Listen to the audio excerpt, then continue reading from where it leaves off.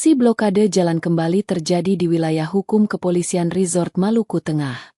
Terakhir terjadi di Desa Haya, Kecamatan Tehoru imbas bentrokan yang terjadi antar kelompok warga.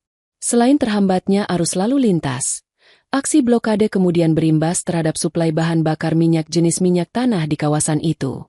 Alhasil, agen minyak tanah membuat kebijakan pembatasan penjualan mitan menjadi 5 liter per orang. Padahal kondisi normal warga bisa mendapat hingga 10 liter. Menyoal aksi yang meresahkan publik itu, Polres Maluku Tengah mencatat dalam 1 tahun terakhir sudah terjadi 4 kali pemblokadaan jalan. Dirincikan, 2 kali terjadi tahun 2024 imbas bentrokan kelompok warga Desa Haya dan Tehoru. Kemudian di tahun yang sama, bentrokan antara kelompok warga Amahai dan Tamilou juga berujung blokade jalan.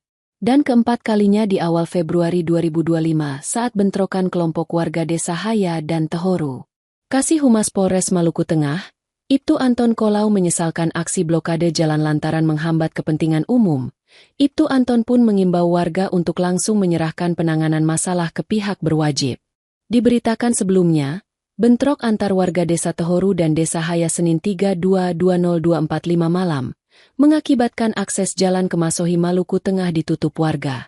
Akses jalan yang dipalang membatasi aktivitas masyarakat dari sejumlah desa di Kecamatan Tehoru, Telutih, hingga Seram bagian timur. Kepala Kepolisian Sektor Tehoru, Ibtu Afan Slamet, mengatakan, pihaknya segera menyelesaikan masalah ini dengan upaya persuasif.